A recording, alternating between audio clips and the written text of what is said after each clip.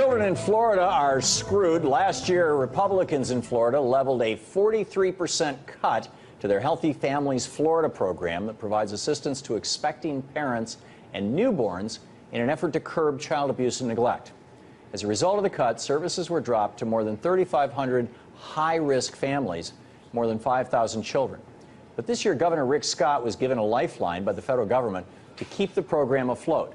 More than $8 million was available to Florida to continue home visitation services for at-risk children as part of the Affordable Care Act. But as you would expect from any die-hard Republican nowadays, Rick Scott said no thanks to the funding because he has an ideological problem with Obamacare. So is this what it comes down to for Republicans? To hell with abused children? We need to take down the president?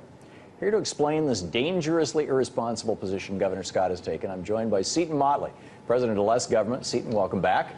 Good to see you. Good to see you, sir. So, why do you and Rick Scott hate children? We hate budget deficits. And as we saw last year with the nearly $1 trillion stimulus, it props up state governments for a year, and then they're back in the exact same position they were a year later, and they need the money again. He's turning down the $8 million because next year he'll need it again. He's got to budget his state for the future, not for the next 16 weeks or 1 year. I'll give you another example. Medicaid grew out of control because the federal government gave every state $3 for every $1 it spent. So that, therefore, they addicted them to government and federal government money, and then when they had to cut back, they only got $1 of cuts for every $4 of, $1 bang for their buck. This has nothing to do with what we're talking about. Yes, it does. It costs the state of Florida $64,377 a year to house and treat a kid who was abused and had to be moved into the system.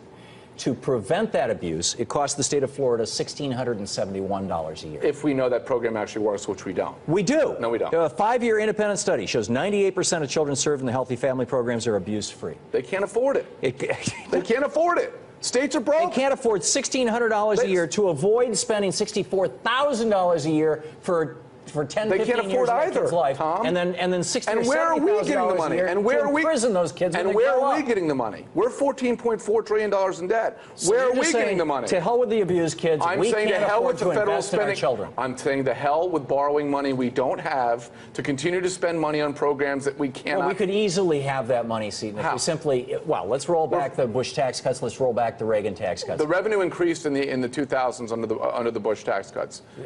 Revenue always increases. Revenue has increased since the founding of this country. The country grows. The fact of the matter is it grows because we cut the Bush taxes. tax cuts it grows account because for we cut a quarter taxes. of our budget deficit According right to now. whose math? According to the IRS's math. According to anybody's math. That is static analysis. The static analysis says if I rear back to punch you, you're going to sit there and let me hit you. Dynamic analysis is if I rear back to punch you, you move. Look at the money. When you look at where the money has gone, we see that about a quarter of the total budget deficit right now is caused by the Bush tax cuts. That's fundamentally false. That's fundamentally false. That is fundamentally false. That is static analysis. When you lower tax rates, you increase economic activity. I know and you believe in the treasury. tax cut fairy. I get that. No, it's called the tax cut reality. Yes, it is the way it works. Then why is it that when the top tax rate was 91% in the 40s, 50s, 60s, because the government was spending less money. Because the government was spending less money. We had the strongest economy in history. Because the government was smaller then. You had 100 million fewer people. It doesn't matter. The government was smaller as a percentage of the population. It took less of the GDP, and therefore the economy was stronger. The bigger the government gets, the smaller the private economy gets. It eats it up and destroys it. They're like the government. Federal government's like locusts. They move in and eat up every private sector thing around it, and then move on. So when that's a nonsensical argument. That's absolutely true. How? Look at Massachusetts. People have voted terrible tax policy and regulatory policy and government policy in. They've screwed up the state. Then they moved to New Hampshire and started doing it all over again. If you look at the last since Barack Obama came into office, there have been 25 states that have increased spending.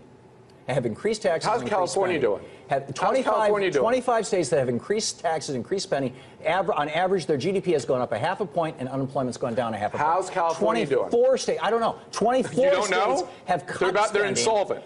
24 they're junk bond states status have for the cut ratings. Spending, and their GDP has gone down, and their unemployment has gone up. All I know is people in New Jersey who hated Chris Christie are all of a sudden liking him because their fees are going down, their taxes are going down, the economic climate is getting broke. No, it's not. Well, no, he is fundamentally fixing the budget. States all over this country are going broke. Yes, California. Because we are engaging in a contractive economic policy. During a recession. We're not in not a contractive economic, a contractive government. You are advocating government. Herbert Hoover's theory. I know, because Herbert Hoover spent money.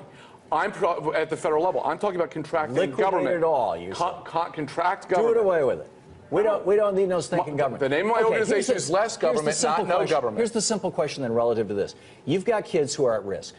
They are, in all probability, if their parents, because of the poverty and conditions that their parents have been raised in, they are in all probability going to end up in the system, costing $60,000 a year as kids, and maybe $80,000 or $100,000 a year as adults if they're. This is all speculation, but go ahead. No, this is all speculation, but go ahead. I've worked in this field for 5 years. I can tell you, this is what happens when at-risk, high-poverty kids are not intervened with. We can't afford to continue to do this. We've been doing it for 40 years. That's why we're broke. No, we've been doing it for 230 years. No, we haven't. The first administration to violate the Constitution and the first administration to violate the Constitution and federal tax money and use it to pay for children who were at risk, which is violating the Constitution. Washington administration. And they were in violation of the Constitution. I have a feeling that the people in the George Washington administration who helped write the Constitution. Then why didn't they create HHS? Why didn't they create HUD? Why didn't they create the Department of Energy? They did. The George Washington administration was the first HUD was created in 65. Well, obviously not. 1965. But 1965. But they were gathering money to pay for. And in fact, this was the first veto in the James Madison administration. The father of the Constitution, the fourth president of the United States, his first veto was because they started taking that money and stopped giving that money to directly to the poorhouses, and instead gave it to churches. What happened in the Dust Bowl? No, we're not going to have that. They passed the question, Seton, is if we're not going to care for these kids, who is? The parents. And if they don't? And if they don't, then we're going to pay for it. Life ain't fair. We're going to pay for it. You have no problem paying for prisons. No. But you don't want to pay for schools. You have no problem paying for foster care for kids. I don't want government schools. No. So you don't want I don't want government schools. You don't want foster care. You don't. Government schools stink. So you don't want kids going to school either. I want them to go to private schools. Oh, okay. So poor people screw that. Do we have public cell phones? But everybody has a cell phone. A cell phone isn't $7,000 a year. No, government school is $6,000 a year. Private school is nowhere near that much. Private school is $20,000, $30,000 no, it's a year. Not, mine wasn't. I went to private school 8th through 12th grade, and mine was cheaper than the public school was. What's the tuition right now? Probably $9,000 a year. Okay, and the average public school is 16. No, 16. No, it's around 6,000. No, it's 16. No, nationwide it's 16. Okay, all right.